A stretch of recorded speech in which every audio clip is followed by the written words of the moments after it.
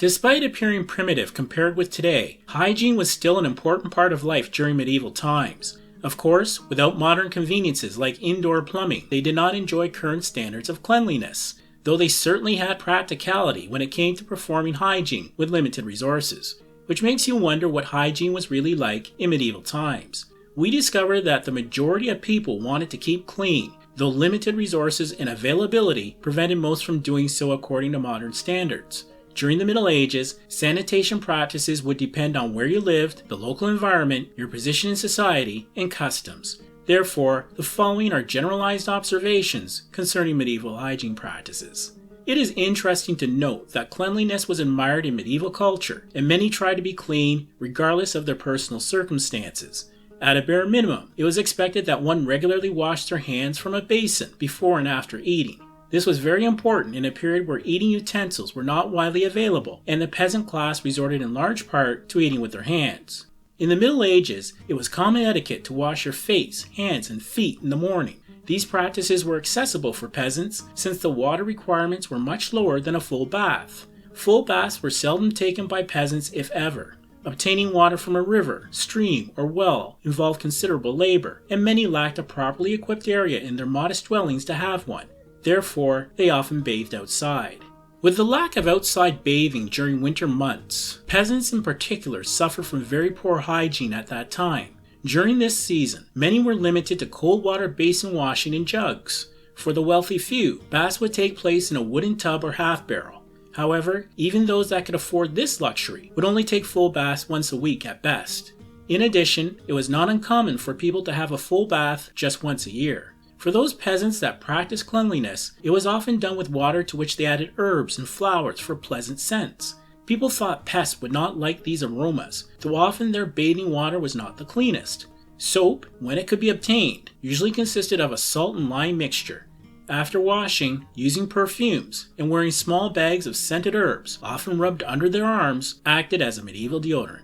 Unfortunately, dealing with fleas and lice was a regular issue in medieval times.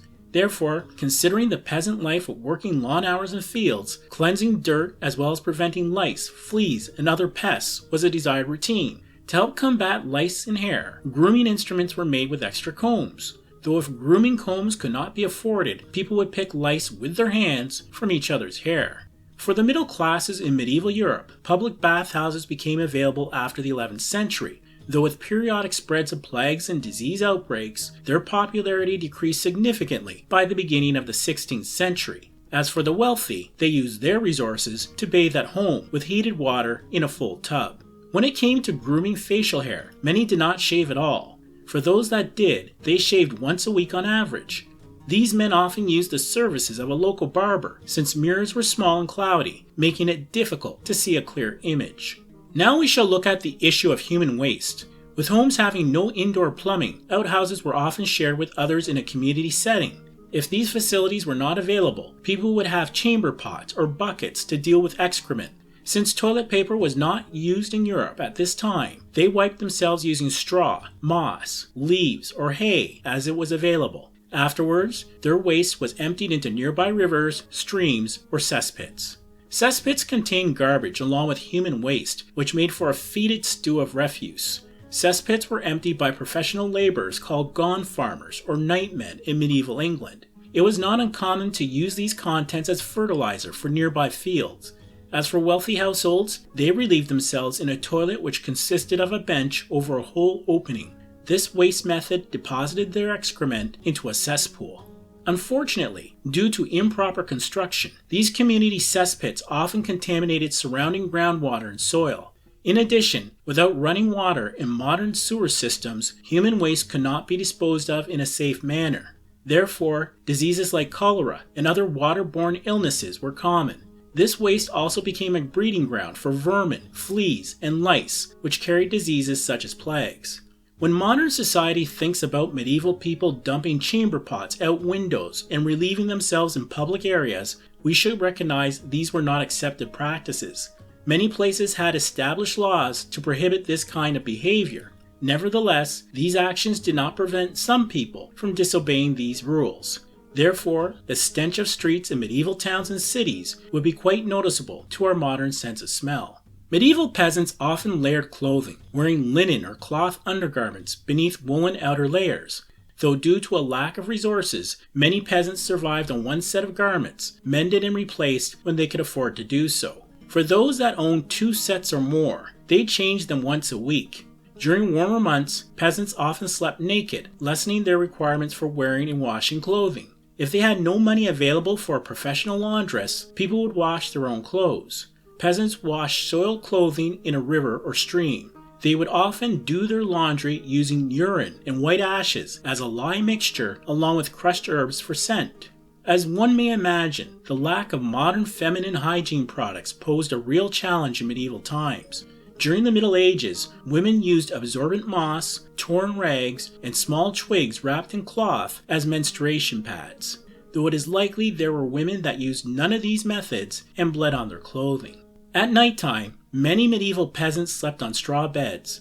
If they did not regularly change these straw mattresses, it would attract pests which included fleas, lice, and rodents. In an attempt to combat these pests and mask the stench, herbs like mint along with scented flowers like lavender would be mixed into the straw. When it came to cleaning teeth in the morning, peasants would use twigs, especially small branches off of hazel trees. They would chew these sticks to form a tip before usage. Rubbing wool or cloth over one's teeth before rinsing their mouth with water was also a common practice. For the more affluent, using pastes like salt and freshening herbs ground by mortar and pestle would clean their teeth. With the expensive price of sugar, along with a diet of dairy products and vegetables benefiting strong teeth, cavities were not of great concern for peasants. Though in cases where tooth problems did develop, they would be removed. Most people visited barbers to do this task. Unlike modern times, there were no anesthetics used, though drinking alcohol before this procedure was common practice.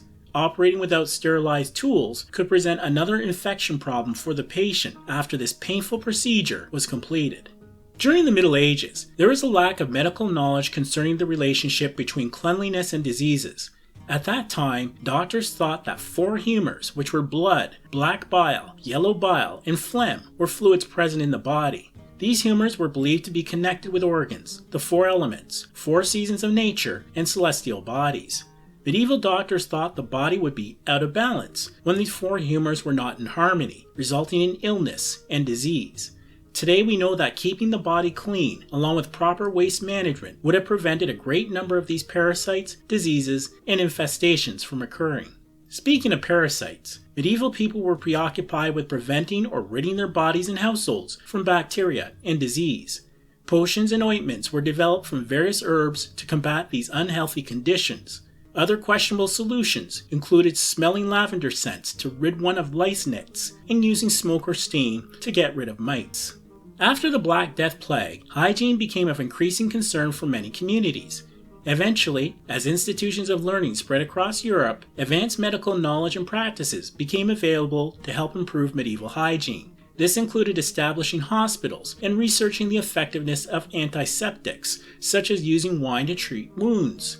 However, medical knowledge still did not make the connection between parasite infections and hygiene.